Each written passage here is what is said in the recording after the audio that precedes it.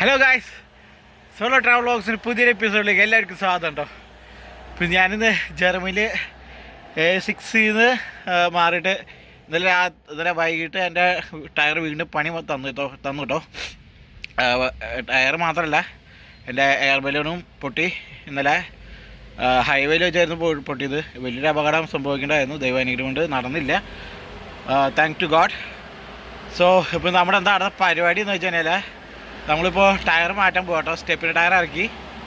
ഇപ്പോൾ അടുത്ത നമ്മൾ ഇച്ചിരി പണികൾ ചെയ്ത് വെച്ചിട്ടുണ്ട് കേട്ടോ. എയർ ബാഗൊക്കെ റെഡിയാക്കി വെച്ചിട്ടുണ്ട്.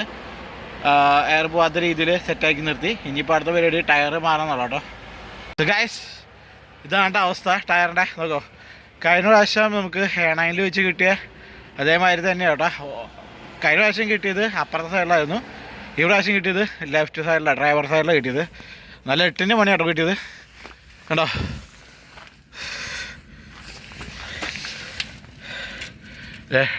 ബലൂണൊക്കെ പൊട്ടി തവിട് പൊടിയായി. പിന്നെ അത് വീണ്ടും കണക്ടർ വെച്ചിട്ട് കണക്ട് ചെയ്ത കേട്ടോ. കണ്ടോ, നീല ഇത് കണ്ടോ. സോ അത് വെച്ചിട്ടാണ് ഇപ്പോൾ ചെയ്തിട്ടുള്ളത്. അപ്പോൾ അതിൻ്റെ പണിയിലാണ് അപ്പോൾ നമ്മൾ. കണ്ടോ, ഇനിയിപ്പോൾ ഇപ്പോൾ ജാക്കി വെച്ച് കയറ്റി. കാരണം ഇതുമ്മേ നമുക്ക് ചെയ്യാൻ പറ്റില്ല കേട്ടോ. കാരണം ഇത് മൊത്തം ഡൗണായി പോയി. മൊത്തം പണി കിട്ടി, 8-ൻ്റെ പണി കിട്ടിയത് കേട്ടോ.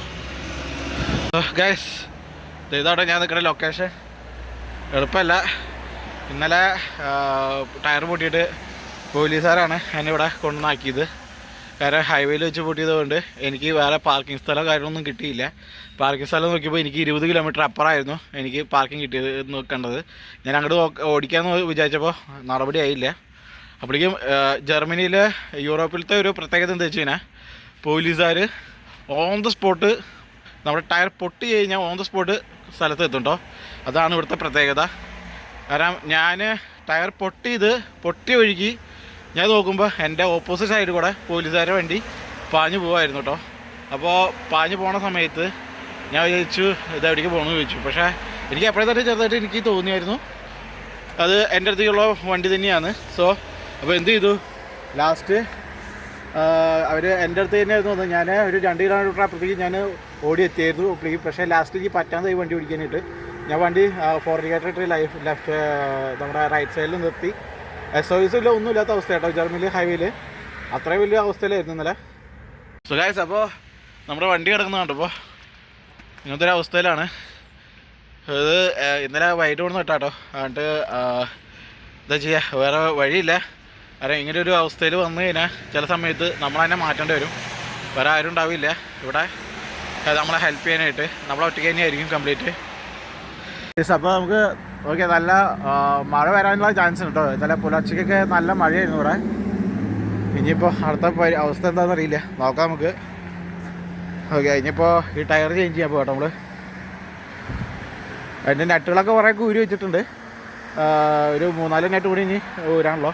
അത് ഊരി കഴിഞ്ഞാൽ നമുക്ക് ടയർ ഊരാം. ഓക്കെ, സോ അടുത്ത പരിപാടി എന്താണെന്ന് നോക്കിയിട്ട് പറയാം ഗൈസ്. അപ്പോൾ നമ്മുടെ ഫൈനലി ടയർ കിട്ടി കഴിഞ്ഞു കേട്ടോ. എല്ലാ പരിപാടിയും കഴിഞ്ഞു. സ്റ്റെപ്പിനെ നമ്മൾ അത് കയറ്റിയിട്ടുണ്ട്. അപ്പോൾ നമ്മളിനി ഇവിടുന്ന് യാത്ര പോകാം കേട്ടോ. ഇന്ന് തിരിക്കുകയാണ്. സോ അപ്പോൾ ഇനി അടുത്തൊരു വീഡിയോയിൽ കാണുന്നവരെ